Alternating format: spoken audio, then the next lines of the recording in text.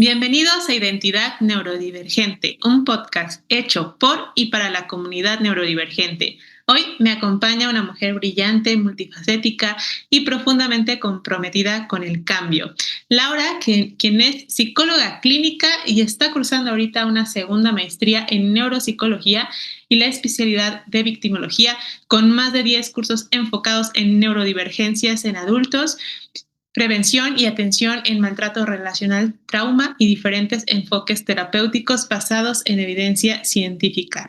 También es escritora, también es artista y también es activista que ha transformado su historia personal en una voz para aquellas personas que muchas veces no pueden usar su voz para comunicarse. Bienvenida, Laura. No sé si gustas presentarte con algo más. Gracias, no, pues con esa presentación ya que me queda, ya, ya dijiste todo, pues yo creo que eh, siempre soy de estarme capacitando, también es un poquito lo que de repente tenemos como neurodivergentes que siempre queremos más y más y más y como se puede notar, tengo un pequeño hiperfoco con el estudio. Muchas gracias. Me faltó decir que también eres autista y TDAH, ¿no? También eres las dos, ¿no? Sí, de hecho soy autista de doble excepcionalidad. Quisiera comenzar primero con la parte de cómo fue que tú te diste cuenta sobre toda esta situación que tú viviste de violencia, porque empezamos desde ahí, que fue lo que tú comenzaste, donde empieza tu historia de encontrar como respuestas hacia las neurodivergencias, pero comenzó desde este tema de que te fuiste dando cuenta que vivías una situación de violencia. No sé si nos puedes platicar un poquito. Sí, claro. Bueno, de hecho, pues como mujer neurodivergente, o sea, para empezar, siempre me sentí muy diferente. Yo era la niña que me encerraba, bueno, sobre todo en la adolescencia, que es cuando se nota más, me encerraba en la biblioteca a leer libros porque no entendía a mis compañeros ni ellos a mí. Entonces, y pues desde entonces había pues muchas diferencias que yo notaba. No entendía muy bien a mis compañeros, sus intereses, o sea, las compañeras estaban que el maquillaje, que esto, que el otro, y yo no entendía nada, yo me sentía como extraterrestre, la verdad, me sentía como extraterrestre. Entonces crecí con esa, pues con esa necesidad de encajar.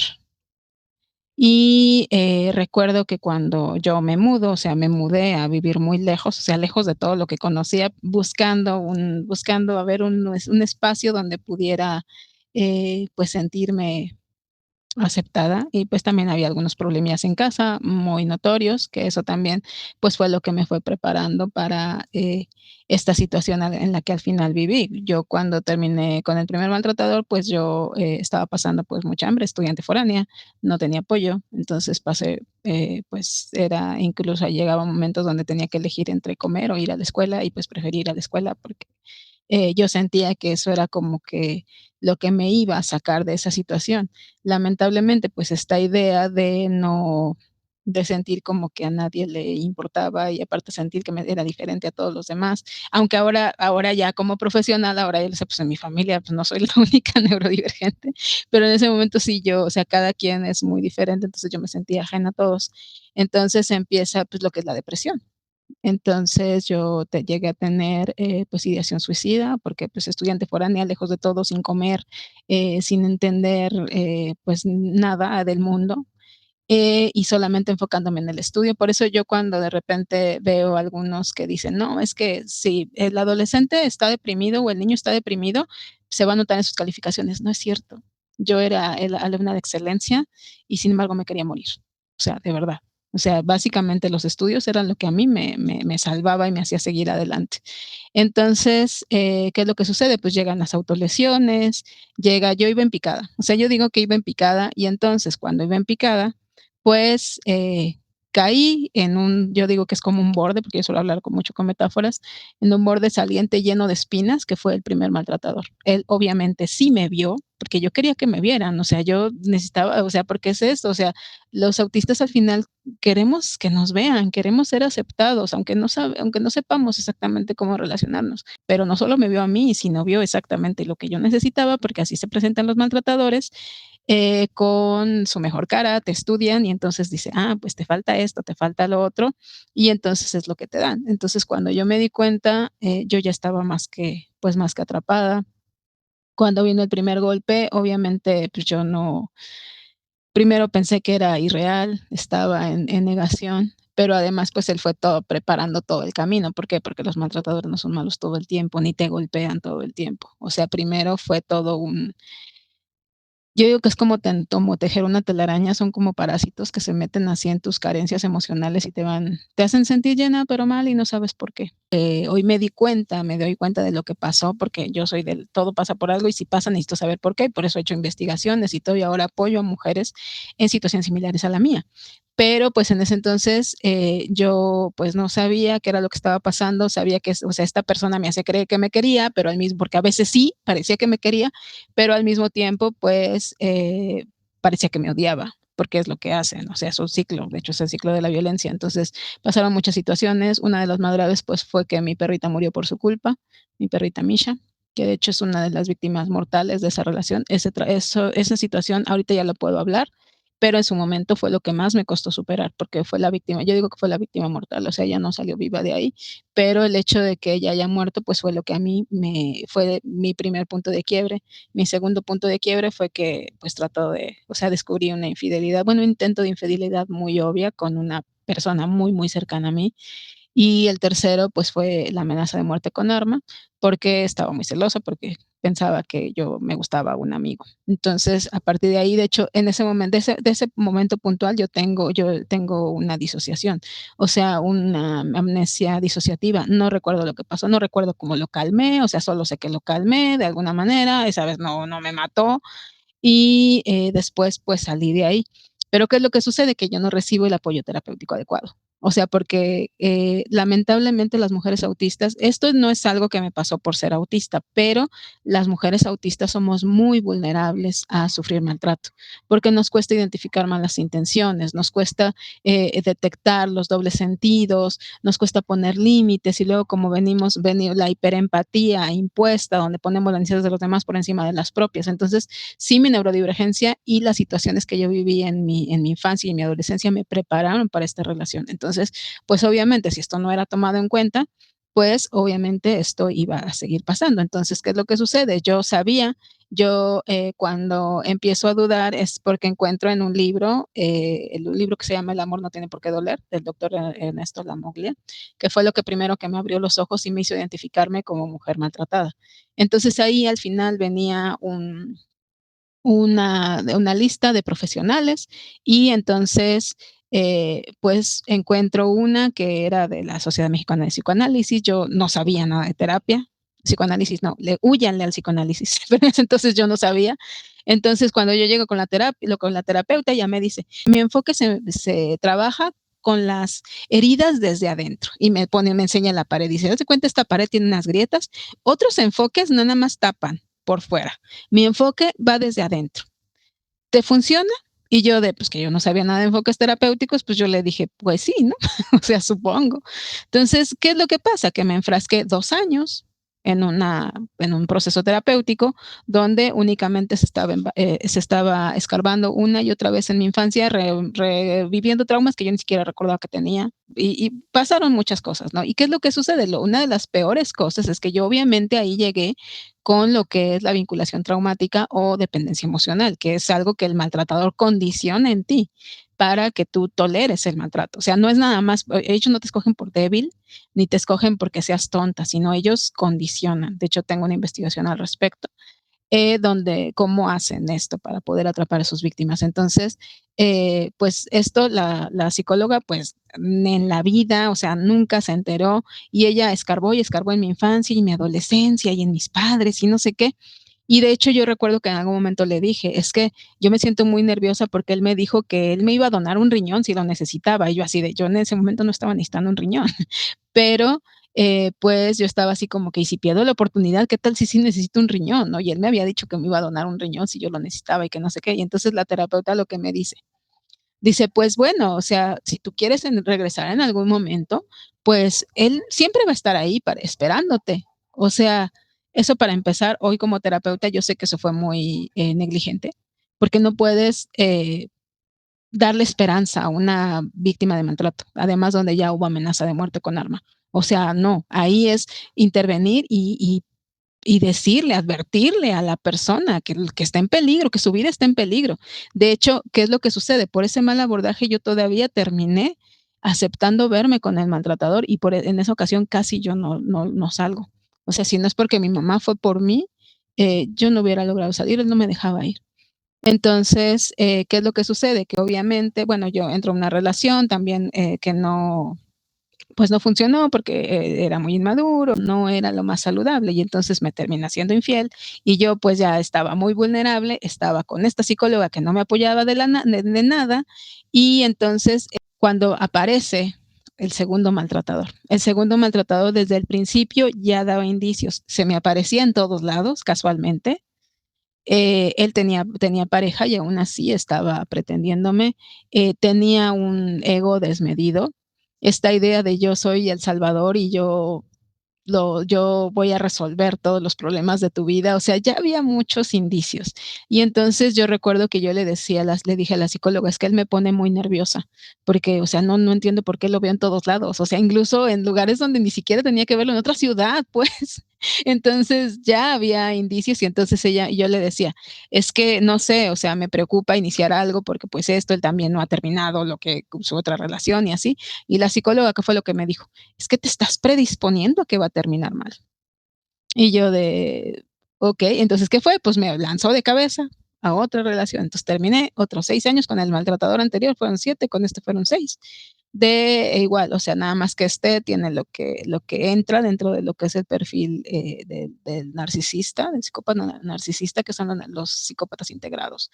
Entonces, los que no se ven, que son exageradamente carismáticos, muy aparentemente amables, sociables, dispuestos a ayudar a todo mundo, etcétera.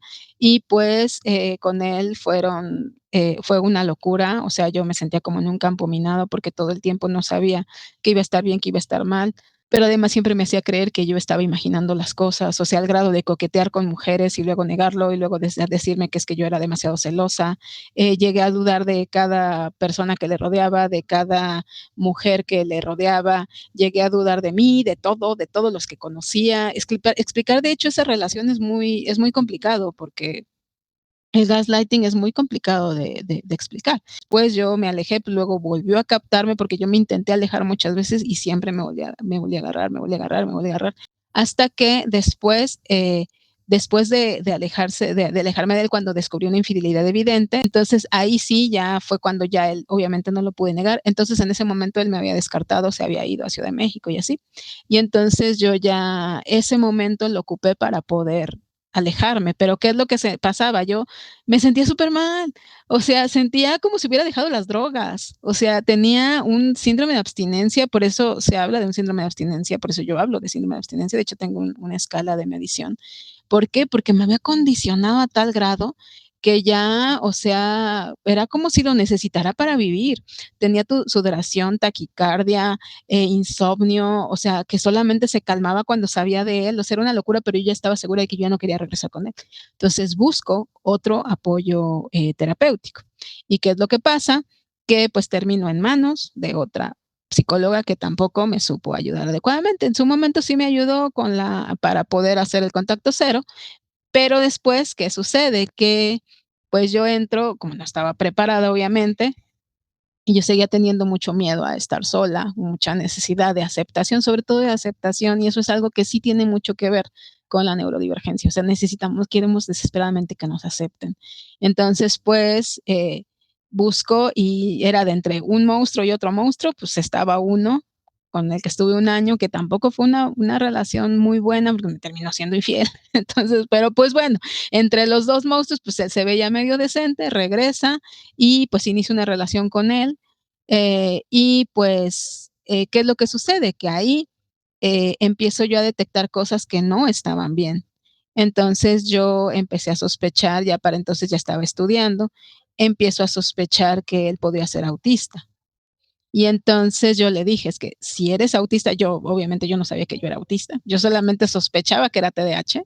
Entonces en ese entonces yo le digo, es que necesito saber si eres autista, podemos trabajarlo, puedo apoyarte. Si eres un maltratador, yo no quiero estar contigo. Entonces ya, pues lo presioné para que se hiciera el diagnóstico. Al final se termina haciendo, sí se hace el diagnóstico, pero pues para él fue como que, o sea, le dije, bueno, ok, ¿qué cambiamos? ¿Qué necesitas? ¿Qué hacemos? Y no, pues fue así de, pues tú eres la que estás imaginando cosas, tú quieres que yo tenga algo mal, o sea, porque pues él, a pesar de que es autista, pues tenía como que esa idea, ¿no? De que todo, de que era un defecto y de que algo está mal y no sé qué. Es que tú a fuerzas quieres encontrar algo mal en mí, yo no, quiero entenderte para poder. Entonces, pues yo me puse a estudiar y estudiar y estudiar sobre autismo para tratar de entenderlo a él. Pero ¿qué es lo que sucede? Que en el camino, pues me terminé entendiendo yo.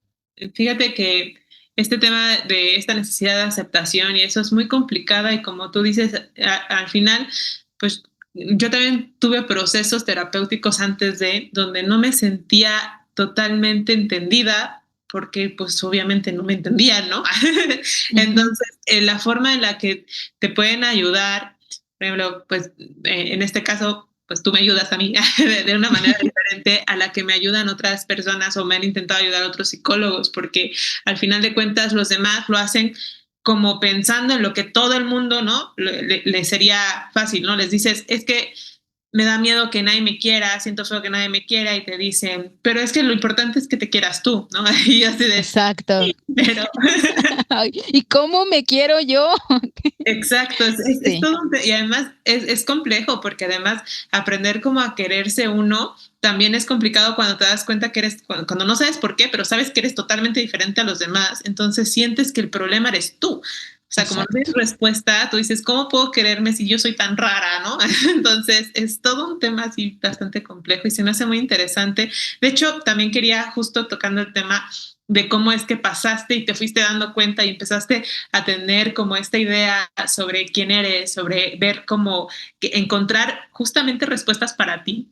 Me imagino que de ahí salió tu libro de resiliencia divergente, no, no lo sé, pero no sé si Ujú. nos puedas hablar un poquito sobre qué significó para ti este proceso de reconocerte como mujer autista y sobreviviente y cómo fue que llegaste a este libro. Pues de hecho, es que sí, o sea, el hecho de tratar de entenderlo a él, yo empecé a sospechar de TDAH por típico, ¿no? Redes sociales, pero también yo ya, pues no hay que diagnosticarse con redes sociales, o sea, necesitamos diagnósticos formales, pero sí yo empecé a sospechar, incluso ya era parte de un grupo y yo en ese momento yo le dije a la psicóloga, es que yo creo que soy TDAH y ella me dijo, no, tú no puedes tener un trastorno porque eres demasiado funcional y yo así de, pero no sabe todo lo que he tenido que hacer en mi vida para poder ser funcional, o sea, al grado de, se me olvida comer, o sea, por favor, ¿cómo va a decir que soy funcional? O sea, sí, sé que soy funcional porque, pues bueno, generamos adaptaciones, estrategias, pero ¿qué es lo que sucede? Que nos acostumbramos al dolor. Yo no sabía que yo estaba acostumbrada al dolor. Entonces ahora, pues, o sea, mis pacientes lo saben, ¿no? Que yo siempre, no te acostumbres al dolor, hay que dejar de enmascarar, hay que aceptarse y no sé qué, pero eso primero lo tuve que hacer conmigo. Entonces yo primero sospechaba de TDAH, luego obviamente por los malos abordajes terapéuticos que recibí, esta psicóloga, o sea, fue de la que más daño me hizo porque llegó en algún momento a revivirme traumas que yo ya ni siquiera tenía presentes. En algún momento me hizo algo que no tengo idea de qué fue como medio hipnosis, medio meditación, no sé, pero mal hecho y me llevó directamente a revivir un proceso de una situación donde él pues estaba jalándome los cabellos y a punto de tirarme las escaleras y entonces yo empecé a tener una crisis autista, pero yo no sabía que era una crisis autista, o sea, porque yo solamente tenía mucho miedo porque mi cuerpo se empezó a mover, o sea, es lo que se le llama rocking, pero era involuntario, o sea, no, nosotros como para relajarnos a veces lo hacemos así, o sea, sí, de manera entre voluntario e involuntario, pero no, esa vez fue totalmente involuntario, empecé a sudar, empecé a tener taquicardia, me empezó a doler la cabeza, me empezó a dar vueltas todo, ella se espantó, termina la sesión y me manda hacia mi casa con una tarea, salí en shock, o sea, porque fue a veces después del meltdown, viene el shutdown. Entonces yo salí totalmente disociada, me crucé la calle sin pensar, por poco me atropellan. Y a partir de ahí vinieron las crisis autistas más intensas. Ya era tan incapacitante que de repente vinieron los ataques de pánico. O sea, yo estaba en el trabajo y de repente con cualquier sonidito terminaba brincando, temblando, ya no podía luego ni salir a la calle. O sea, estaba hiper mega mal y estaba en una relación con esta persona porque bueno, o sea, también eso hay que hablarlo, o sea, el hecho de ser autista no significa que todos somos eh, amables y buenos. Entonces, él pues no era una pareja adecuada para mí y sin embargo la psicóloga todo el tiempo me hacía sentir que yo era la que exageraba. Y entonces, al grado de que en alguna ocasión hubo una situación ahí también que no fue adecuada sexualmente, y la psicóloga me hizo sentir culpable a mí. O sea, directamente me dijo: "Es que hay que darle espacio para la no sé qué", y entonces y todo el tiempo: "Es que por tus traumas anteriores, es que no todos los hombres son malos", y entonces yo me quedé un año más en esa relación. Pero en el camino, pues, yo sabía que algo no estaba bien, entonces yo tratando de entenderlo y esto, y me empecé a especializar en autismo. Pero, ¿qué es lo que sucede? Que como soy, responsable del voluntariado internacional de la Fundación Ana Bella, que es una asociación de ayuda a mujeres, víctimas de maltrato, me llegó una voluntaria, me llegó en crisis. Pero cuando ella habla conmigo, yo la veo y me quedo, yo ya estaba muy empapada en autismo, y entonces me quedo, digo, eso no es una crisis, no puedo decir normal porque no estamos hablando de normal, pero no es una crisis neurotípica. Ella era por una situación social que había terminado mal, y entonces yo así de, aquí hay algo raro. Y entonces empiezo, pues ya yo ya sabía las pruebas, ya, porque de verdad, o sea, así soy, es de, si siempre necesito llegar al fondo de las cosas, siempre necesito saber por qué. Entonces yo ya tenía las pruebas, yo ya sabía todo. Entonces, pues le hice las pruebas, sale que efectivamente ya era autista. Ella fue mi primera paciente, y yo le dije, mira, mi especialidad es violencia bueno, maltrato de pareja, porque obviamente para ese entonces yo ya había terminado la licenciatura, ya estaba en la maestría, ya me estaba especializando en apoyo de mujeres víctimas de maltrato. Aparte, ya tenía yo bastante rato siendo acompañante emocional de supervivientes de violencia y de víctimas también. No es lo mismo víctimas supervivientes son las que ya logramos salir. Entonces, pues ya tenía ahí algo de experiencia, pero entonces yo le digo a esta chica, le digo, mira, mi experiencia clínica es en víctimas de maltrato y supervivientes. Yo de autismo solamente sé lo que he estudiado, pero a ella también ya venía con un historial de que le habían hecho muchísimo daño, demasiado. O sea, otros terapeutas, hubo una que incluso le hizo terapia de exposición a ruidos, porque nunca se dieron cuenta que era autista. Entonces, porque no, es trauma. Entonces, exposición a ruidos para que toleres, ¿no? Y pues fue una locura. Por eso es importante hacer los análisis funcionales de la conducta. O sea, por eso insisto tanto en la psicología basada en evidencia. O sea, si a ella le hubieran hecho un análisis funcional de la conducta adecuado, se hubieran dado cuenta que había algo que no encajaba ahí. Entonces, pues bueno, entonces yo le dije, mira, yo no sé mucho de autismo, le digo apenas lo que he estudiado, pero no te quiero dejar sola, no quiero que te hagan daño. Entonces, si tú, o sea, yo fui muy honesta con ella, le dije, si tú estás dispuesta, pues vamos a aprender juntas. Y ella, sí, sí, sí, no confío en nadie más que en ti, que no sé qué. Y pues bueno, o sea, inicié con ella, yo estudiando, capacitándome, y ella, no, pues que me pasa esto, me pasa lo otro. Y lo más curioso era que cada cosa que ella me contaba, y ella ya tenía un diagnóstico, pues de manera oficial, pues de hecho yo se lo había hecho con todas las pruebas, con perspectiva de género, porque también muchas pruebas no actuales no tienen perspectiva de género, no se contempla cómo se manifiesta realmente el autismo en mujeres adultas. Entonces yo le dije, pues, o sea, se me hacía curioso que había muchas cosas que a ella le pasaba que a mí también me pasaban, y yo así de empezaba como que a sospechar, pero el típico síndrome del impostor, dije: "Ay, no, o sea, la autista es ella, yo no, yo soy TDAH", o sea, yo sabía que yo era neurodivergente porque sí, yo ya había asumido que era TDAH. De hecho, un psiquiatra me apoyó con eso, aunque ese psiquiatra, pues, también en algún momento me dio medicación de más porque, pues, como obviamente yo cada vez estaba peor en terapia, pues, ya llegaba a tener pues los ataques de pánico de la nada y así me empezó a dar medicamento hasta para antiesquizoide, o sea, cosa que con un montón de efectos secundarios y todo, pero ya al menos ya tenía el diagnóstico oficialmente de TDAH. Entonces ahí pues fue cuando básicamente con ella empecé y yo pues como no le quería hacer daño a ella, no le quería hacer lo que le habían hecho otros psicólogos, que pues de hecho nunca se habían dado cuenta que era autista, pues empecé a capacitarme, primero de manera autodidacta, luego ya buscando diferentes cursos, diplomados y así. Costó, porque lamentablemente hay muchos que también todavía siguen con este discurso capacitista y también muy desactualizado y principalmente basado en niños varones. Entonces, pues me costó, pero encontré y aparte, pues todo lo que yo pues he seguido investigando. No dije investigué porque lo sigo haciendo.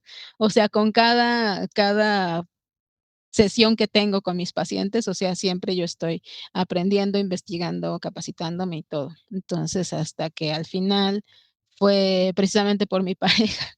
que él es autista. Él es autista, él es diagnosticado desde, pues desde niño. De hecho, él era no verbal, desde los que pues, tuvo un tratamiento ahí bastante intenso y todo, pero pues un tratamiento especializado que de hecho no hay como que no hay algo similar, incluso fue por ahí experimental y así, que por eso no es tan recomendable. Pero al final, pues él fue el que me empezó a meter la espinita. Pues es que tus pacientes no son los únicos autistas. Y yo así de, no, y entonces cada vez más, y me empezó a meter más, y más, y más, y más. Y fue así como que, pues, finalmente, pues, terminé llegando al diagnóstico de manera oficial, que realmente es algo que yo ya sabía. Pero, pues, o sea, de repente porque me daba mucha ansiedad, y eso también era muy autista de mi parte, la verdad. O sea, yo ya sabía porque, o sea, pues, por favor, soy especialista, y conforme más me especializaba, más lo notaba en mí. Pero yo se me hacía cuando de repente entraba a los grupos y me decían: "Es que eres autista", y yo: "No, pues, que no tengo el diagnóstico", "Pero te identificas como autista", y yo de: "Pero, ¿cómo me voy a identificar como autista si no tengo el diagnóstico?". O sea, eso también es rigidez cognitiva, ¿no? Eso también era muy autista de mi parte. Entonces, pues ya, o sea, fue así como al final pues pude, darme cuenta y pude entender lo que me había pasado, porque incluso en alguna ocasión, o sea, pasé años para poder entender que lo que tuve yo una vez en urgencias fue una crisis autista. Entonces, y yo no sabía qué me pasaba, o sea, yo estaba muy asustada y yo estaba y en urgencias me tomaron la presión, me tomaron los signos y me dijeron: "Es que no pasa nada, no tiene", y yo: ¿cómo que no pasa nada? O sea, entonces, ¿qué me está sucediendo? Obviamente, en urgencias no tuvieron idea de qué es lo que pasaba, me mandaron a mi casa y me dijeron y yo, pues, nada más porque yo insistí mucho, me dijeron: "Bueno, pues, quizás es algo neurológico, pues, te damos cita para el neurólogo dentro de 2 meses", y yo así de: "Pero si me estoy muriendo". Entonces, yo no sé qué me está pasando. Entonces, ya fue hasta un psicólogo, perdón, un médico general, que sugirió que podría ser, ansiedad. Fue el primero que medio se acercó, porque realmente, o sea, sí era ansiedad, pero era ansiedad autista. Es que creo que justo, de hecho, también para ahí va otra pregunta que te quiero hacer. Creo que justo lo que nos pasa mucho es que nos ven como personas que tienen ansiedad. O sea, de hecho, bueno, porque la ansiedad al final de cuentas sí pasa, ¿no? Sí, después nos puede dar ansiedad, pero no ven como el origen o todo lo que hay previo. Justo este tema como de antes de empezamos a tener que convivir o hacer cosas que nos cuestan demasiado trabajo. A mí me pasó en la universidad que igual era para mí tan difícil porque además bueno, tú me conoces más en ese tema, ¿no? Pero además yo tengo, creo que un nivel de tolerancia social muy chiquito.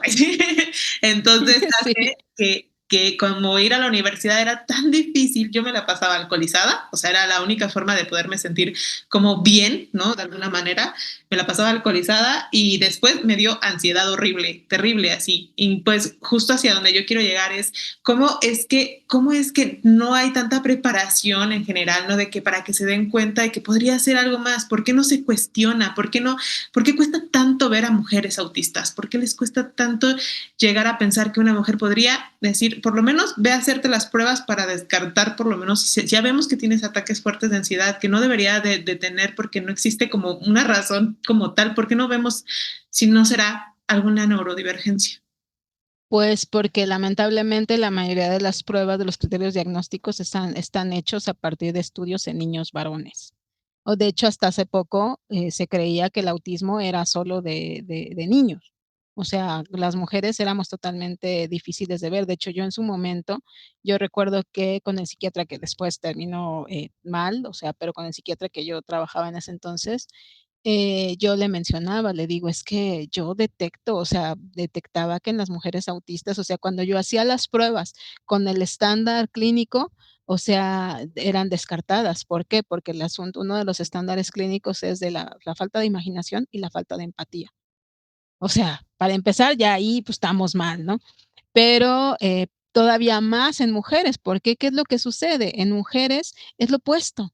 O sea, las mujeres nos vamos a la hiperempatía e hiperimaginación. Entonces, ya con eso te descartaban. Entonces, y esto es algo que hace poco, pues, en una de las clases de neuropsicología, pues, una de mis profesoras como que lo explicó, ¿no? ¿Por qué los estudios están más llevados a niños, los estudios neuropsicológicos y todos los avances y así? ¿Por qué? Porque los niños tienen padres que pagan. y los adultos somos los que pagamos y muchas veces, lamentablemente, la situación económica de muchos autistas está muy mal. O sea, estamos hablando de aproximadamente un 70% de la población autista está desempleada o vive al día, a pesar de tener habilidades enormes, enormes. De hecho, por eso, pues ya ves que te conté el proyecto que tenemos, que pronto vas a ser parte, bueno, que de hecho eres parte, que para fomentar el talento, autista. ¿Por qué? Porque hay muchos con capacidades enormes, con muchas ganas de trabajar, porque sobre todo es eso, con muchas ganas de trabajar. Y lamentablemente, somos evaluados por estándares neurotípicos, porque si te estás moviendo, porque si no miras a los ojos, o sea, cosas que no comprometen absolutamente nada tu capacidad profesional. Sin embargo, pues ya con eso te descartan, ¿por qué? Porque al final quien te evalúa es neurotípico y luego se pasan en estándares que no están adaptados para población, neurodivergente, pues ya, o sea, todo mal. Básicamente es por eso, o sea, porque no se actualizan, porque implica más preparación, algo que yo me he dado cuenta y de hecho ya lo sospechaba, por ejemplo, que se me hace absurdo que para las credenciales de discapacidad y todo eso les den tanto peso al diagnóstico de psiquiatras y neuropsicólogos. O sea, yo he visto el trabajo de los psiquiatras, he visto el trabajo de los neuropsicólogos. Yo trabajo con una psicóloga, una psiquiatra que es muy buena. De hecho, ella también es autista. Entonces, es con a quien yo colaboramos, nos mandamos pacientes y así. Entonces, ella es muy buena, pero pues ella también es autista y es la única psiquiatra que ahorita conozco que pues está muy actualizada y que tiene un enfoque neuroafirmativo y así, pero de ahí en más, o sea, no sabe, no tiene ni idea de cómo se ve el autismo, pero ni siquiera, no voy a decir ni siquiera en mujeres. O sea, apenas me pasó que el hijo de una de mis pacientes fue descartado como autista, a pesar de que, por favor, o sea, el niño tiene todos los signos, o sea, pero pues es que habla, es que va a la escuela, es que se relaciona, es que ya, por eso, ya no es autista. O sea, a pesar de que y luego ni siquiera les hacen las pruebas adecuadas, o las pruebas, pues, están sesgadas, como el A22 está muy sesgado, nada está más enfocado a población infantil. O sea, yo no digo que no funcione, o sea, pero no como criterio diagnóstico único. Yo creo que también influye, es que ahorita me vino a la mente el caso de mi hija, no sé si te acuerdas que mi hija Exacto. también. Sí, lo Creo que sé. también influye esta parte del enmascaramiento tan fuerte y bueno que hacemos las mujeres, o sea, creo que un poquito Exacto. también, porque ves que a ella no le hicieron ninguna prueba para ver enmascaramiento, incluso con ella hicieron pruebas y yo creo que si les hacen pruebas así huyan, ay, se le hicieron pruebas de lo del niño bajo la lluvia o Pruebas el proyectivas que no están basadas en evidencia, o sea, es que ahí no tiene ningún sentido, o sea, ya el psicoanálisis ya se ha hablado de que no tiene evidencia científica, entonces incluso los psicoanalistas ya se separaron de la psicología, o sea, ellos ya dijeron que ellos son otra cosa, porque sí, ellos son otra cosa, o sea, ellos no, o sea, no son no tendría, o sea, para empezar, en otros países como en España, por ejemplo, ya no se toma como primer abordaje para ningún tema. O sea, si tú tienes ganas de escarbar en tu pasado y esto y lo otro, porque nosotros como los psicólogos basados en evidencia también trabajamos con el pasado. O sea, eso es un error que no, es que nada más lo del presente, no, no es cierto, trabajamos con el pasado, pero es un enfoque funcional. O sea, vamos a ver qué es lo que pasó y lamentablemente cuando las pruebas o sea, si por si no le hicieron pruebas suficientes y luego las que le hicieron son proyectivas que están basadas en el psicoanálisis lo que tiene es que pues su objeto de estudio es el inconsciente. Entonces, a ver, tú puedes medir, medir, o sea, no puedes medir el inconsciente, tiene mucho que ver con el criterio de quien lo estaba evaluando. Entonces, pues ya desde ahí habla de que la persona que valoró a tu hija, que en su momento te lo dije, pues no tenía, pues no, o sea, nada de preparación para ello. Entonces, y lamentablemente esto pasa muchísimo. Y tristemente, la cantidad de mujeres, sobre todo mujeres mal diagnosticadas con trastornos de la personalidad, o sea, que no tienen. El TLP es la nueva histeria. O sea, a todas las mujeres autistas con trauma complejo, TLP, TLP, TLP.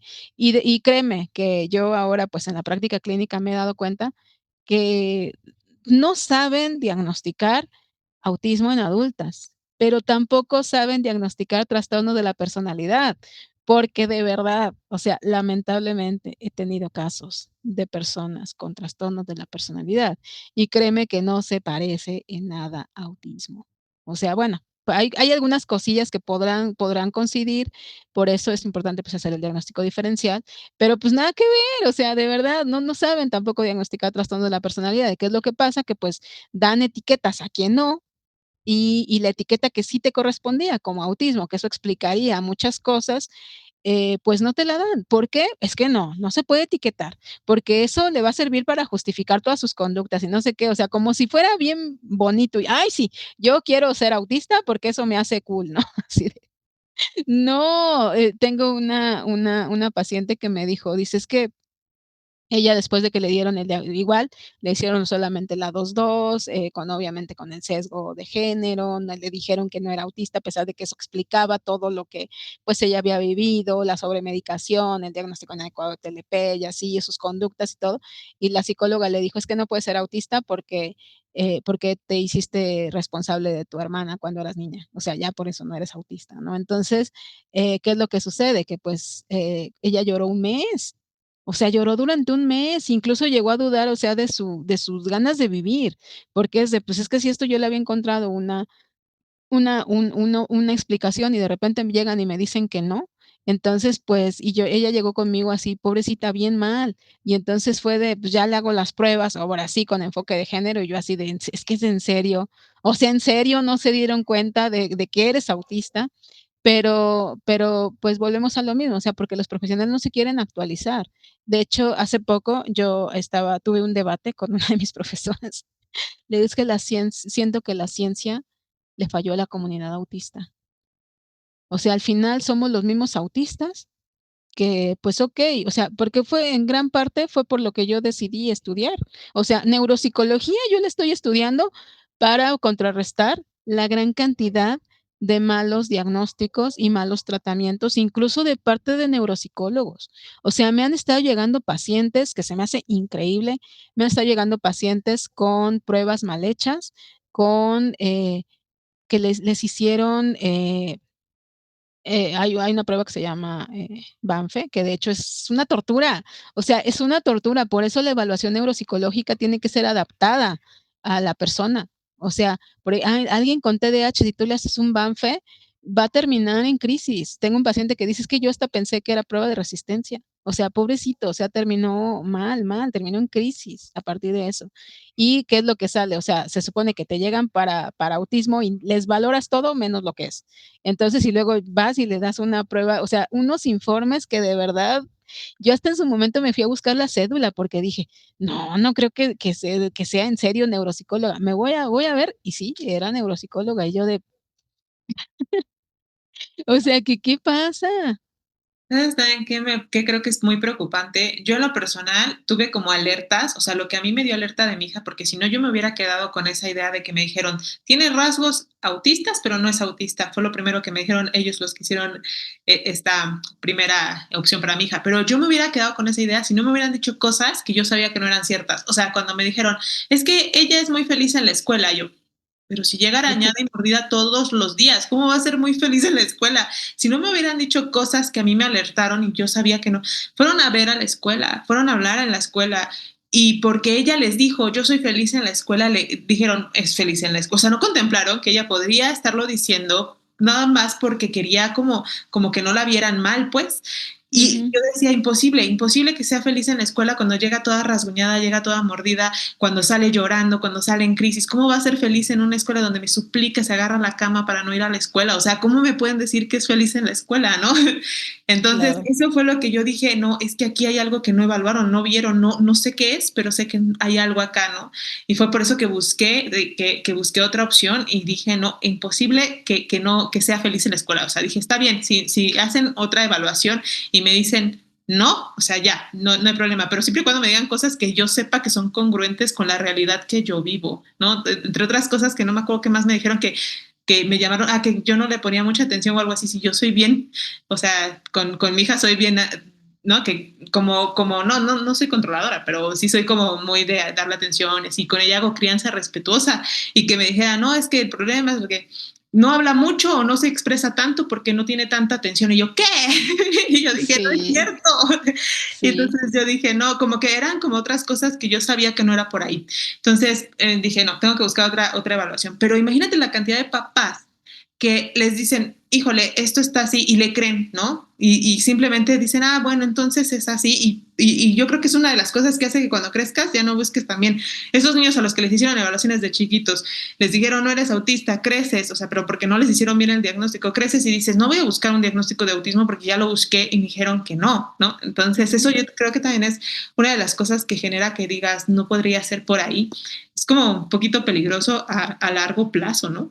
De hecho, es bastante peligroso. Si estamos hablando, y esto lo tenemos que mencionar, o sea, la ideación suicida en autistas e incluso los suicidios llevados a cabo por autistas es muy alta.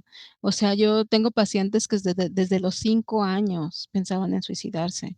Apenas hace algunos años en el TEC hubo un chico autista que se suicidó directamente en los baños de la preparatoria. Y él sufría bullying. Y algo que mencionaban los demás es que él siempre, hace poco estuve en una, que de hecho igual, y pues después podrías invitarla al programa, su mamá, pues ha tratado de hablar de esto, porque dice que nadie me invita, ni ella está lista para hablar de eso. O sea, dice es que yo pues no sabía realmente lo que mi hijo estaba sufriendo, y ella trataba de apoyarlo, incluso lo cambiaron de escuela y todo, pero pues él al final, él quiso dar un mensaje. O sea, porque él se suicidó el Día Internacional para la Prevención del Suicidio dentro del campus del TEC de Monterrey, y era autista. Entonces, lamentablemente, como bien dices, o sea, nos acostumbramos por el enmascaramiento, nos acostumbramos al dolor, que esto es algo que ya dije, o sea, nos acostumbramos a sufrir y no sabemos que hay otra opción. O sea, ¿por qué? Porque los ruidos, porque la gente, porque las redes sociales, o sea, el mundo es más complejo. Hubo una paciente que me llegó a decir, es que es como si todos tuvieran estuviera yo en una obra de teatro donde todos tienen el libreto menos yo. O sea, vamos improvisando por la vida y aún así, y eso habla también de la enorme capacidad de resiliencia que tenemos, que de hecho, pues ahí viene mi libro Resiliencia Divergente. Cuando yo escribí Resiliencia Divergente, yo todavía no sabía que era autista. O sea, le puse divergente porque yo me identificaba como TDAH, pero si tú lees mi libro, o sea, por favor, ahí está el autismo por todos lados. Pero en ese entonces, pues yo no lo sabía, ya lo sospechaba, pero realmente, pues no tenía diagnóstico, entonces no me atrevía, ¿no?, a decir. Entonces yo nada más me identificaba como TDAH. Entonces, al final, qué bonito que haya, que existan estos espacios como el tuyo. O sea, porque eh, es necesario hablar del autismo en primera persona, porque, o sea, sí, yo no digo que la ciencia no haya, tengo mi reserva. Mi profesora me va a decir, es que lo siento, profesora, pero sí, o sea, somos los autistas los que nos cansamos de que nos vieran como ratas de laboratorio y que además ni siquiera nos ayudaran adecuadamente. O sea, me siento más responsable porque aquí, como diría Spider-Man, ¿no?, un gran poder conlleva una gran responsabilidad. Entonces, yo necesito y debo prepararme para poder apoyar adecuadamente a los que vienen, a los que no tuvieron estas oportunidades que yo tengo por la forma en que funciona mi cerebro. O sea, porque igual tengo mis dificultades, pero hay fortalezas que tengo y que son las que puedo ocupar para apoyarme y apoyar a otros, y que es lo que he estado tratando de hacer. Y yo creo que es maravilloso porque al final de cuentas, como dices, al final los que tuvieron que empezar a ver por las personas autistas fueron las mismas personas autistas. Y además, ¿quién va a entender mejor, la verdad, lo que sentimos, lo que vivimos que una propia persona autista? No, no creo que alguien lo pueda entender mejor que nosotros mismos. Entonces, es maravilloso que haya especialistas que sean también autistas. Muy bien, y hablando dentro del tema de mujeres, el enmascaramiento, bueno, no solo es en mujeres, yo entiendo que el enmascaramiento es para todas las personas neurodivergentes, bueno, los autistas lo hacemos mucho, pues, Ujú. eh, pero me gustaría saber cómo es que esto impacta en nuestra vida, el impacto del enmascaramiento en la vida de las personas.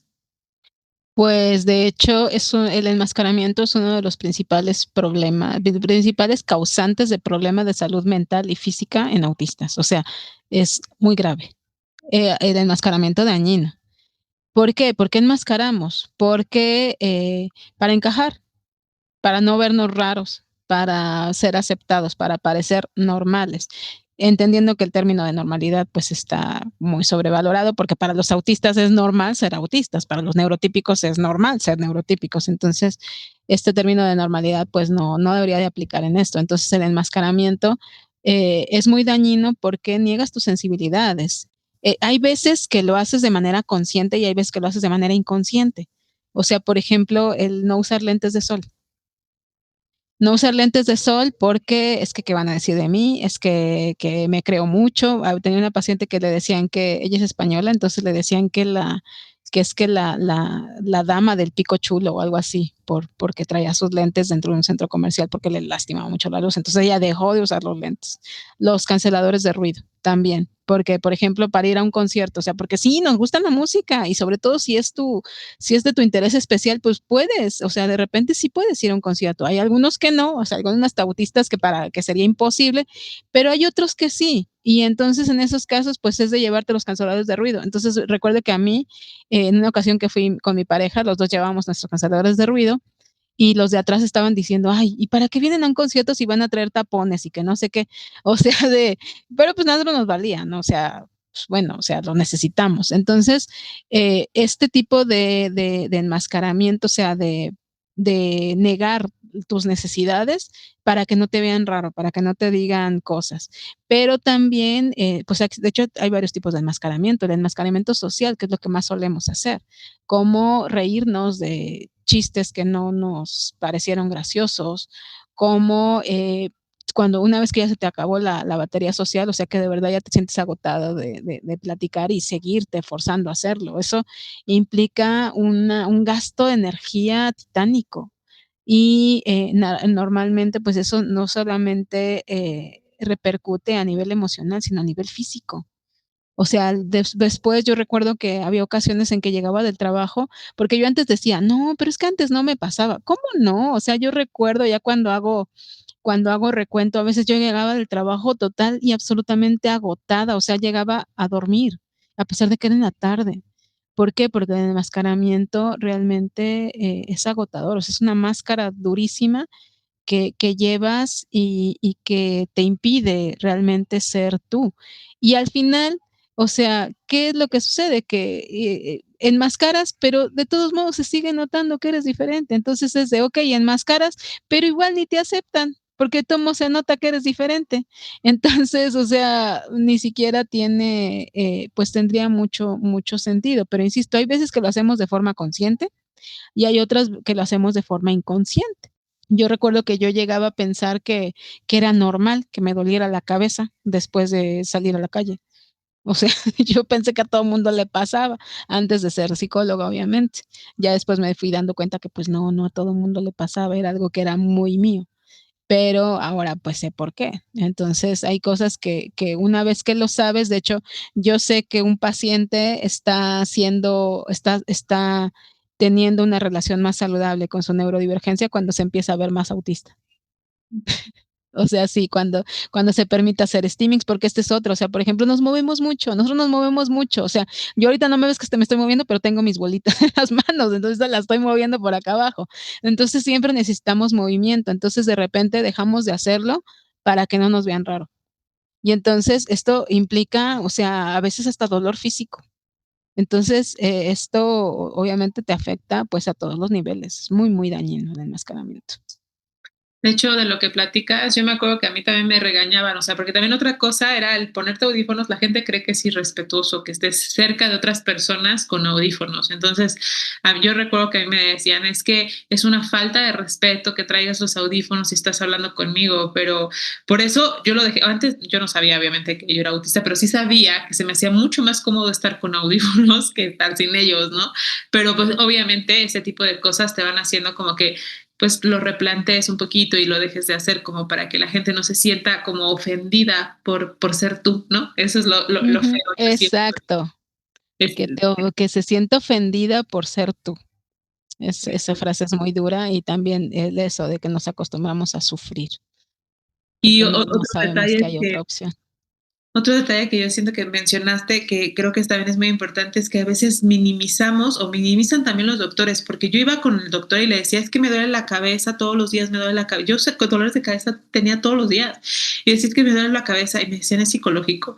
Y yo, ay, pero cómo duele lo psicológico, ¿no? Ay, sí. Ujú, Luego empezó exacto. mi hija desde los 3 años con dolores de cabeza, desde los 3 años y me decían, es que te está imitando. Y yo así de, y le mandaban para ¿Cómo se puede imitar un dolor de cabeza, por favor?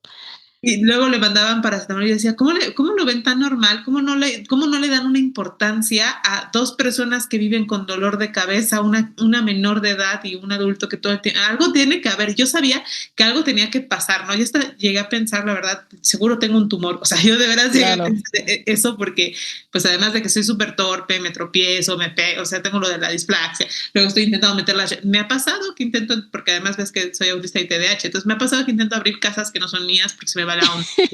O sea, no, horrible, y yo me sentía muy estresada porque yo decía, tengo un problema en mi cabeza, ¿no? Pero pues todas esas cosas se normalizan. Y hablando justamente hacia ese punto, ¿qué crees que haga falta a nivel profesional? A los profesionales que están pues atendiendo al público en general, ¿qué crees que haga falta para que esta atención sea una atención mucho más empática con las personas autistas y las personas Capacitación. en general? Capacitación, o sea, capacitación, pero adecuada. Yo la verdad tomé hace tiempo un diplomado de trastorno del espectro autista que realmente no me encantó porque era muy capacitista y aparte era de, todavía mencionaba algunos términos muy obsoletos y todo, pero recientemente estoy tomando uno en ADIPA, se llama, que me gusta bastante porque incluso algunos profesores de hecho son autistas. Entonces, y obviamente va destinado a psicólogos, psiquiatras, va a profesionales de la salud mental, pero este tipo de diplomados con donde están actualizados desde el paradigma de la neurodiversidad, porque eso es de lo que hablamos, es el paradigma de la neurodiversidad, que habla de que todos los cerebros funcionan diferente y que está bien. O sea, las necesidades de uno no van a ser las necesidades de otro y está bien y sobre todo que, pues que dejen de patologizar las conductas autistas.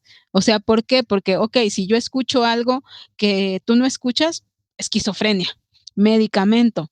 No, a ver, pues es que yo tengo más sensibilidad auditiva que tú. O sea, si yo no quiero socializar porque me agota socializar con personas, sobre todo con personas que no conozco o con quien no tenga mucha confianza. Ansiedad social, exposición. Ahora tienes que socializar más. Te voy a dar terapia grupal para que socialices más. Y así de, a ver, o sea, ¿qué rayos? O lo que te mencionaba que le pasó a mi paciente, ¿no? Que no tolera los ruidos, es trauma. Trauma porque tu papá te castigaba con ruidos, entonces, pues no. Ahora vamos a someterte a terapia de exposición con ruidos. O sea, es que en sí los enfoques no son los malos, o sea, sino más bien los enfoques inadecuados, o sea, bueno, excepto el psicoanálisis. Ese sí es un, bueno, lo siento a quien le gusta el psicoanálisis, pero yo digo que con todo lo que me hicieron, me gané el derecho de hablar mal de psicoanálisis de por vida. Por poco y no salgo viva de ahí. Entonces, y he sabido de casos muy complicados también. Entonces, al final, todo debe de ser enfocado en la persona. O sea, por ejemplo, yo, por ejemplo, suelo trabajar con terapia de aceptación y compromiso, terapia dialéctica conductual, terapia de análisis funcional de la conducta, pero con enfoque neuroafirmativo. O sea, es no para tratar de cambiar las conductas naturales, las conductas que no son un problema, no son un problema. O sea, por ejemplo, la rumia. O sea, es diferente la rumia a la ecolalia. O sea, los autistas solemos tener ecolalia de forma natural, ¿no? Tenemos una frase, no, bueno, no solo los autistas, también los TDAH, una frase, una canción, un diálogo de una película o así, y la andamos repitiendo y es así como que, pues es parte de normal de ser y que generalmente no afecta tus funciones, tu vida, pues. Pero de repente, si es rumia, donde es, no debí de haber hecho eso, no debí de haber hecho eso, no debí de haber hecho eso, no debí de haber hecho eso, y una y otra, y que esto te provoca crisis, porque es uno de los detonantes. Ok, eso sí es un problema, eso sí vamos a trabajarlo. O por otro lado, no es un problema las ciertas conductas reguladoras, porque hay que hablarlo, o sea, muchos autistas tienden a tener conductas reguladoras autolesivas. O sea, jalarte los cabellos, golpearte con la pared, morderte. Lo más común, lo que más he visto y que muchos profesionales no preguntan, es, por ejemplo, el morderse la parte de adentro de los labios. Entonces, y ahí te estás lesionando, rascarse de forma de forma pues ya dañina. O sea, ok, eso sí, esas conductas sí hay que modificarlas, o sea, pero vamos a reorientarlas, vamos a ver qué función, por eso insisto, el análisis funcional de la conducta, por favor, también, independientemente los profesionales de la salud mental, independientemente el enfoque que tengan, hay que hacer análisis funcional de la conducta para ver por qué esa conducta se está reforzando, qué función está cumpliendo esa conducta. O sea, ¿por qué la persona autista se está mordiendo la parte de adentro de los labios? ¿En qué momentos lo hace? ¿Qué obtiene a partir de eso? Generalmente, insisto, es regulador. Estoy muy ansiosa porque estoy muy estresada por esto y por lo otro, entonces empiezo o sea, es de alguna forma inconsciente de activar como mi sistema nervioso. Y funciona temporalmente, pero aparte te lastimas. Entonces vamos a reorientar esa lesión. Entonces, pues básicamente capacitación, pero capacitación adecuada y por favor bajarle a la soberbia, porque me he encontrado, o sea, en colegas e incluso también pues algunos profesores el escepticismo de porque se van a esta idea del autista, es el niño varón que está en un rincón balanceándose y que no mira a nadie y que no interactúa con nadie. Y entonces cuando llegan alguien como nosotras es de, no, pero no todo es autismo, a veces es conducta, a veces es trauma, es TLP, es trastorno de esquizofrenia, bipolaridad, o sea, todo menos lo que es. ¿Por qué? Porque, insisto, no están capacitados y no están actualizados en cómo se ve el autismo en mujeres adultas y sobre todo en México. En España ya he visto que hay más investigación, o sea, se está haciendo más investigación, pero aún así no es suficiente. O sea, hace poco estaba viendo y aproximadamente creo que solo el 9 o el 10% de investigación se está haciendo en adultos. El resto de la investigación se está haciendo en niños y además en niños de muy alto grado de apoyo. O sea, y cuando estamos hablando que obviamente esos niños y también adultos que son altos grados de apoyo, por supuesto que necesitan atención, por supuesto que no los vamos a dejar de lado. Y lo que estamos haciendo los autistas hablantes, los autistas que tuvimos oportunidad de estudiar y de avanzar académicamente, pues también estamos levantando la voz por ellos. O sea, porque hay un caso que de hecho te lo recomiendo, luego te mando el enlace, de una chica de Estados Unidos que era no hablante. Entonces ella, pues la sometieron a terapias toda su vida y estaba muy mal y ella se golpeaba a los demás y así, o sea, ¿y qué es lo que en algún momento ella solita ante la desesperación, y ya tuvo apoyo terapéutico toda su vida, pero resulta que creo que fue a los 18, 19 años, ella encuentra la forma de comunicarse con sus padres a partir de la computadora y pone, ayuda, mis dientes. O sea, ella tenía un problema dental y vivía con dolor dental. Entonces, una vez que ella se comunicó que le atendieron ese problema, pues es cuando ya pues pudo recibir pues el apoyo adecuado y ahorita hasta tiene un programa y no sé qué. O sea, ¿por qué? Porque en muchas ocasiones se cree que los no hablantes es porque no entienden. Desde no hablan, entonces no entiende. Entonces, y se someten pues luego a muchas situaciones donde a este tipo de, pues, de terapias de conversión, o sea, porque tenemos que llamarle, o sea, el ABA es una terapia de conversión y debería de estar prohibida por derechos humanos. O sea, las terapias de conversión están prohibidas, pero ¿por qué se le siguen aplicando a los autistas? Para poder dejar de tener tus conductas autistas. Entonces, o sea, no tiene ningún sentido. Entonces, capacitación, básicamente capacitación y apertura y bajarle la soberbia y escuchar, sobre todo escuchar a las voces autistas. Sí, justamente lo que dices, yo también lo he notado, incluso hay especialistas que dicen, bueno, es que todos somos un poco autistas, ¿no? O que Sí, dicen cosas así como, no sé, ahí en cuanto llegas a un espacio donde se supone que te tienen que ayudar con algo que está referente a tu neurodivergencia, pero te dicen algo así, yo soy de la idea de corre, porque no creo que te sí. puedan ayudar mucho porque ni siquiera te van a entender. Entonces, no tienen la capacitación, no tienen todavía la información para poderte ayudar. Y bueno, pues también quería llegar a un punto en el que tú combinaste todo este tema de la psicología con la parte artística y esta parte me gustaría que nos pudieras hablar un poquito de cómo es que estas formas de expresión como la pintura y la escritura ayudan a la expresión justamente en este tema. Pues bueno, yo al final algo que digo es nuestros intereses especiales nos salvan. O sea, prácticamente la mayor parte de mi vida me sentí mal, o sea, me sentí muy triste. Y eso yo lo reflejaba en mis poemas. De hecho, Residencia Divergente son las primeras partes son cuentos y ya cuentos, o sea, hay algunos cuentos terapéuticos, otros son surrealistas, fantásticos, tradicionales, pero todo, o sea, la mayoría tienen enseñanza, no todos, algunos son nada más porque se me ocurrió, pero la segunda parte son los poemas autobiográficos y es una recopilación que yo hice de los poemas que escribí desde adolescente a las diferentes etapas de mi vida.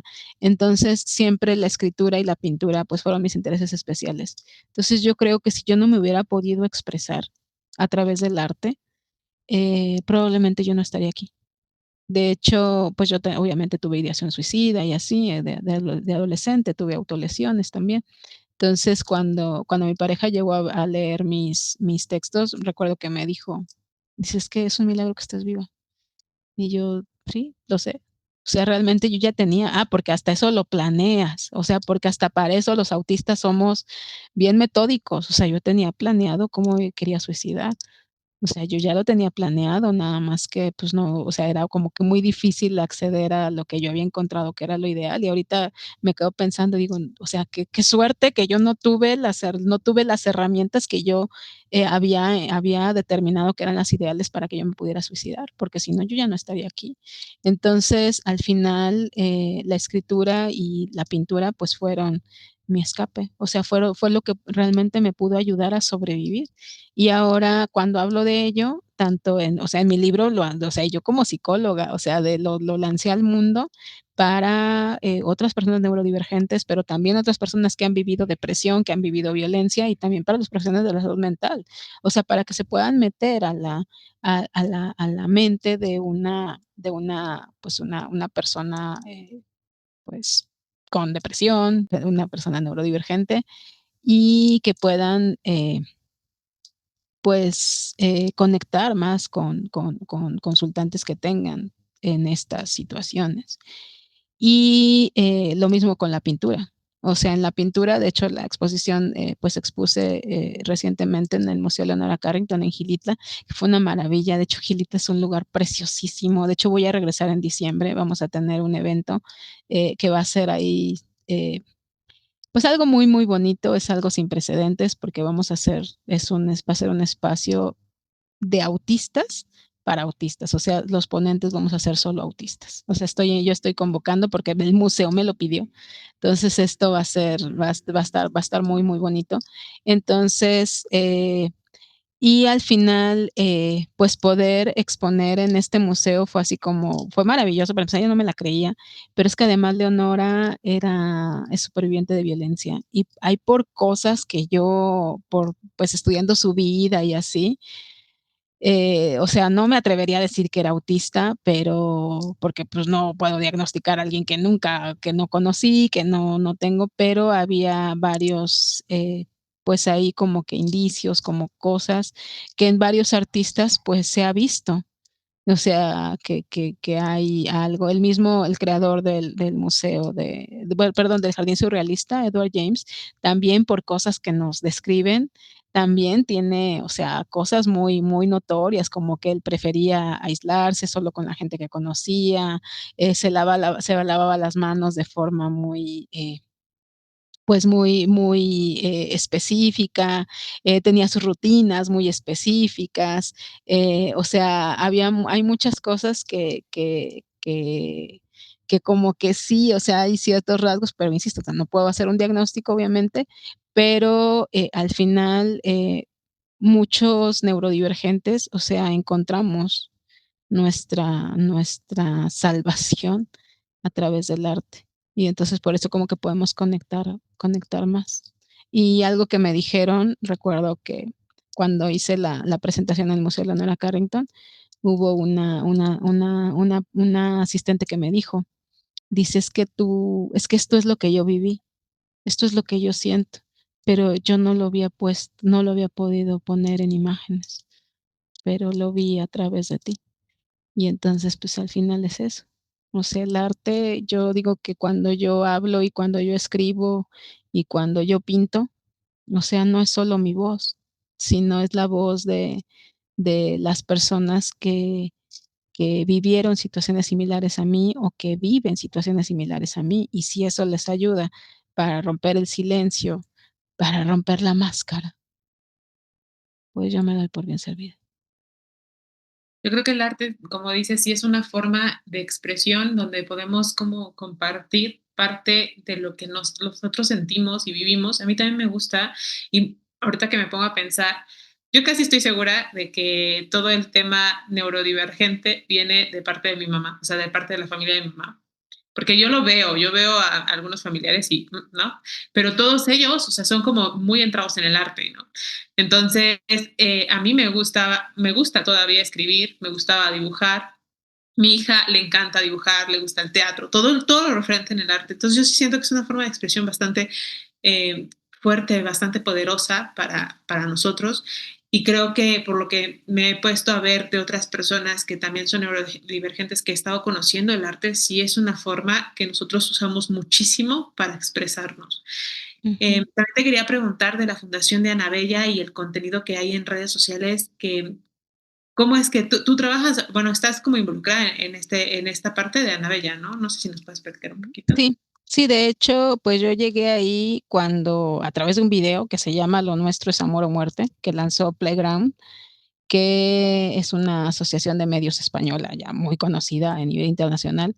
Y a partir de ahí fue cuando, pues, me identifiqué y dije: "Guau, yo también viví eso". Y entonces a partir de ahí hablé y nos hicimos un grupo y, pues, como yo soy de todo lo quiero saber y necesito y me involucro y o sea, hasta el fondo, entonces terminé, pues, siendo coordinadora del grupo, luego de la fundación me contactaron, ahorita soy trabajadora oficial de la fundación, soy responsable del voluntariado internacional. Entonces, lo que hacemos ahí, pues, es apoyo emocional, o sea, a través del programa Amiga, que son mujeres que vivieron y superaron, relaciones de maltrato, que de hecho yo capacito a las voluntarias y entonces se convierten en amigas de las víctimas. ¿Por qué? Porque pues, lamentablemente los maltratadores de las primeras cosas que hacen es aislarte de tus personas de que te pudieran ser de ayuda, entonces te quedas sin amigas, te quedas sin familia a veces.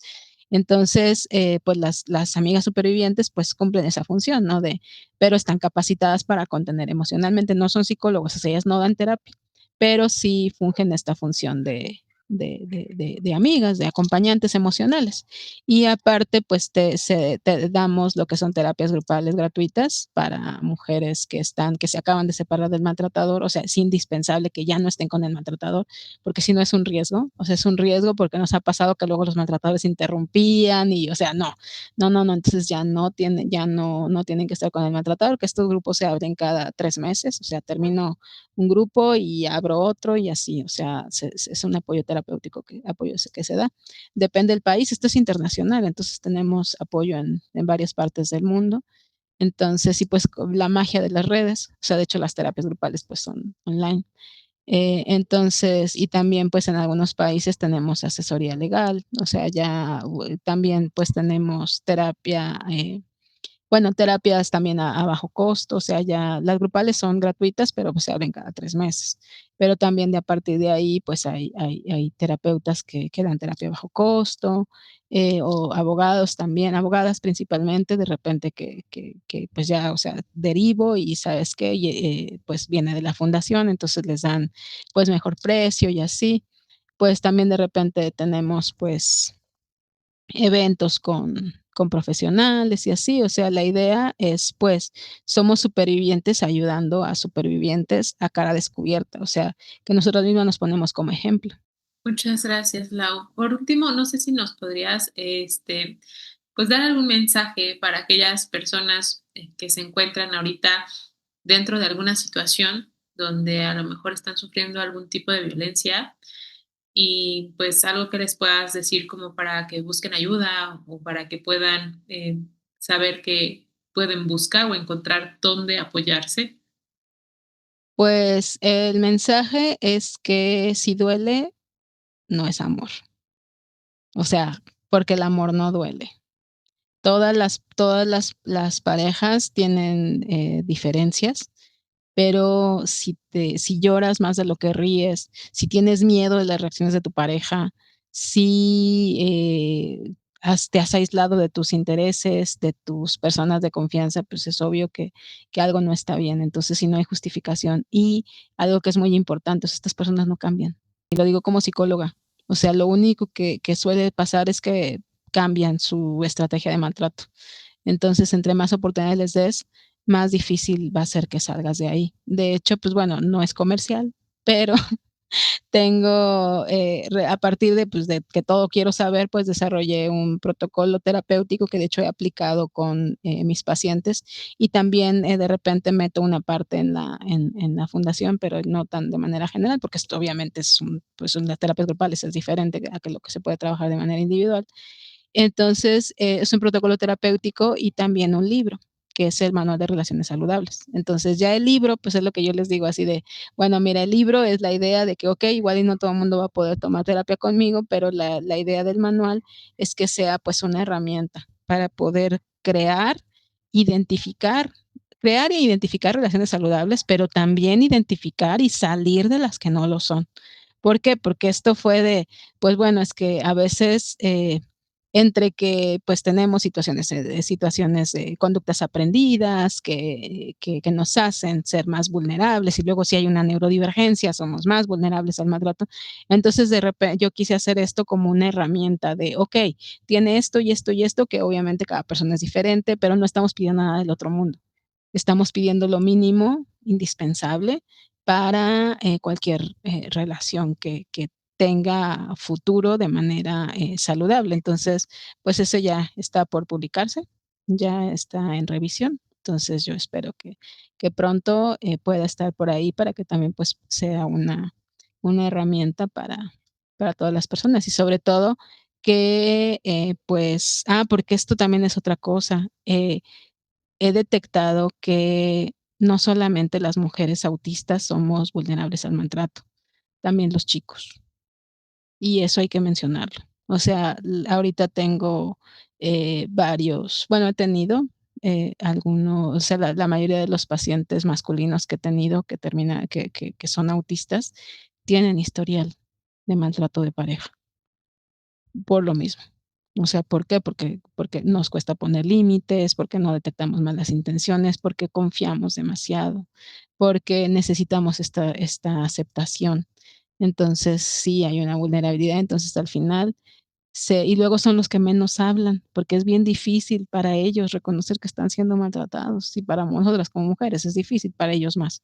Entonces, al final, pues el mensaje es el mismo, o sea, el amor no duele, y si duele no es amor. Y no te quedes esperando a que haya un cambio, porque pues esa persona te puede realmente hasta matar.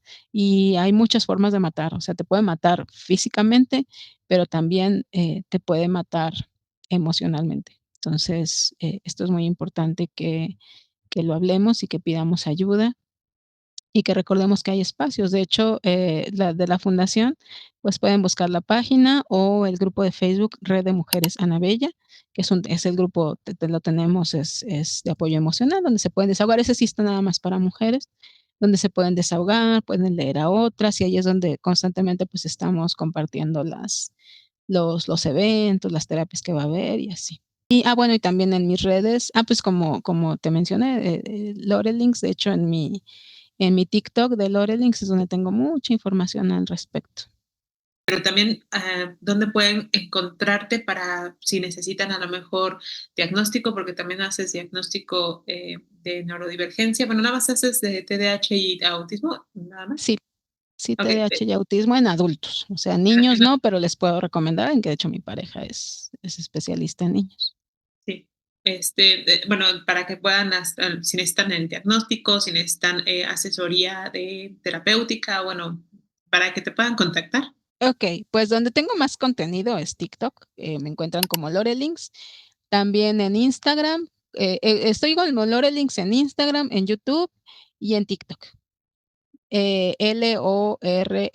LORELINX y como Psicolau en Facebook. Mi WhatsApp es 55 85 41 30 61. pues yo voy a poner de todas maneras las redes sociales y pues si llegan a tener alguna duda sobre pues a lo mejor su diagnóstico, si quieren hacer el diagnóstico o en caso de necesitar la parte terapéutica, yo doy fe, porque en mi caso, pues, la verdad, yo siento que me ha ayudado muchísimo. Pues yo te agradezco mucho, Lau, que hayas compartido con nosotros este día y pues les agradezco a todos los que nos están escuchando y viendo. Y pues para finalizar, nada más quiero decir que recuerden que la neurodivergencia no necesita cura, solamente necesita que entendamos que la sociedad se abra más a comprender justamente cómo es que funcionan y que nos adaptemos todos a diferentes maneras de funcionar, porque todos somos diferentes y es algo que Ujú. tenemos que empezar a normalizar. Así es, y que está bien ser diferente. Muchas gracias. Vale. Pues muchas gracias, Sabina, por la invitación y mucho éxito con tu programa. Gracias.